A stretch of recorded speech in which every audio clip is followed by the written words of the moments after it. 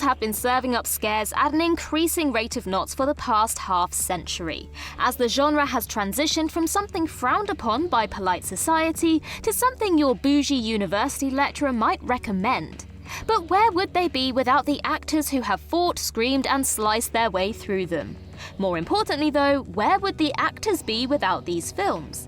In some cases, nowhere at all, because horror movies aren't always just terrifying for the viewers. Sometimes they scare off their actors for good. Well, with that in mind, I'm Ellie with What Culture, here with horror movies that made actors quit forever. Ellen Sandweiss in The Evil Dead and Dark Fields. Sam Raimi's The Evil Dead kicked off the most unlikely of horror film franchises back in 1981. A group of teens, including Ash and his sister Cheryl, journey out to a remote cabin for a good time away from everyday stresses of society. Once there, they find the Book of the Dead and a cavalcade of malevolent spirits intent on abusing their host until everyone has bitten the dust. Sandweiss had an uncomfortable time on the film, shooting in the cold, getting bashed around during production, and not realizing quite what she had participated in when it came to the infamous tree rape scene, until she saw it in the cinema. As a result, Sandweiss retreated from acting altogether, until she was tempted back by the horror film Satan's Playground in 2006. But this return was short-lived, and the critical and commercial failure of Dark Fields, an ill-judged David Carradine B-movie, put paid to her film career once and for all. The one saving grace of all of this was Sandweiss's return to the Evil Dead universe for 2 episodes of Ash vs. Evil Dead, effectively ending her career where it began. Shelley Duvall in The Shining.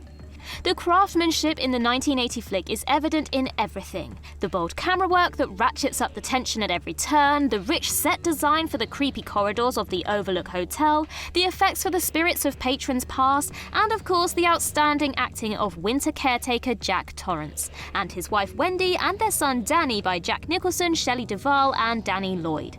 Unlike the rest of the cast though, a lot of Duvall's acting wasn't put on.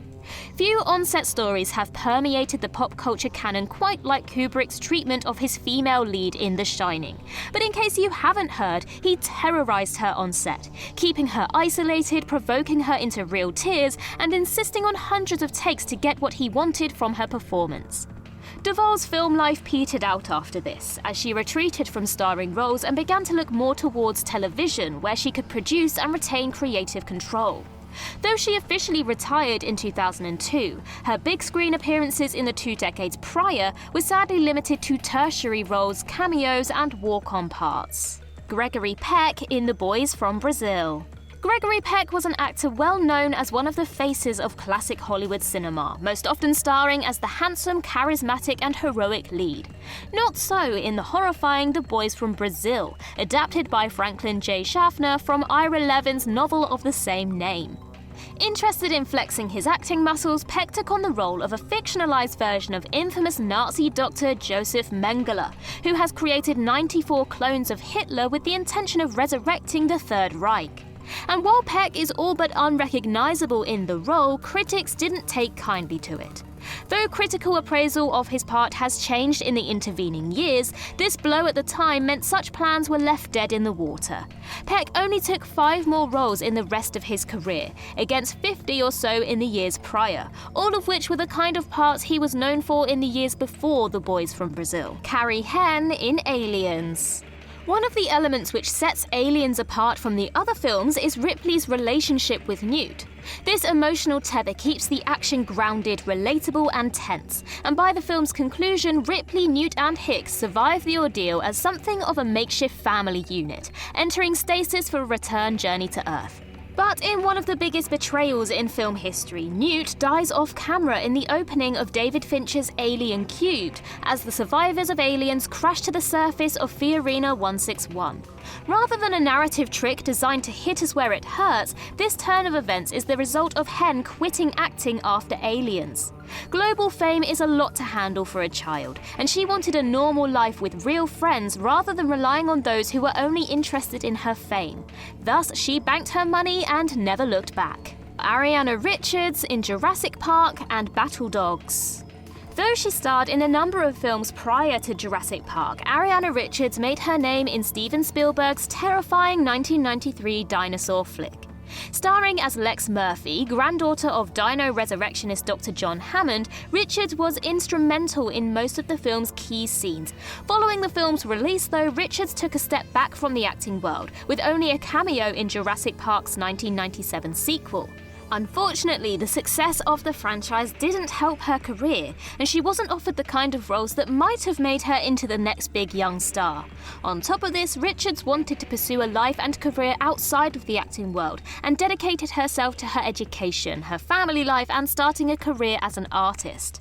However, while dinosaurs may have taken the most significant bite out of Richards' appetite for acting, it was the battle dogs that finished her off. In a misguided attempt to return to her former career, Richards took a role in 2013's TV horror Battle Dogs, which by all accounts is a terrible, terrible film. Not that anybody actually saw it. This failure seemingly also killed off potential for her being in the Jurassic World series, and Richards quit for good. Sandra Peabody in Last House on the Left. Wes Craven's first feature film, The Last House on the Left, is a low-budget exploitation horror that trades on the trope of being a true story. Unfortunately for the audiences, that true story is one of rape and revenge, in which teenage girls Marie and Phyllis run into a gang of fugitives who subject them to a living hell. It remains a hugely controversial film to this day, and many of the actors and crew involved have disavowed it in the years since, not least of all Peabody. She not only disliked the exploitative end product, but had a terrible time on set, suffering misogyny and harassment from other cast members, including David Hess, who thought method acting as a sadistic serial killer was a good idea.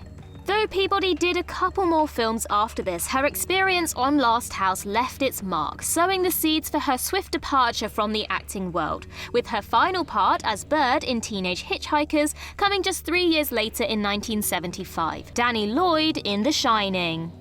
It seems the curse of The Shining seeped out into the real world, as not only did a massive fire break out during production, destroying several sound stages, but 2 of its actors quit the game for good. Danny Lloyd played Danny Torrance in the film, the 6-year-old boy with the gift of The Shining, who only just manages to escape the twin evils of the Overlook Hotel and his alcoholic father, thanks to his hard-done-by mother and an ice-cold maze. Lloyd initially tried and failed to get other roles in Hollywood, but only did 1 TV movie after The Shining, and that was it. Joining Shelley Duvall in calling it a day not long after this performance, Lloyd stuck with his studies, got his degree, and went on to become a biology professor. Heather Donahue in The Blair Witch Project. The low-budget indie horror that popularized the found-footage genre, The Blair Witch Project, shows the journey of 3 young film students as they attempt to film a documentary about the so-called local legend, the Blair Witch. Losing themselves in the woods, things get turned up to 11, and soon the 3 are facing a fight for their sanity and their lives. Donahue was at the forefront of all of this, her teary, snotty close-up shots becoming not only the defining image of the film, but a much parodied pop culture moment. Once audiences had been assured that the actors were indeed actors and that all of them were safe and well, Donahue got the lion's share of media attention.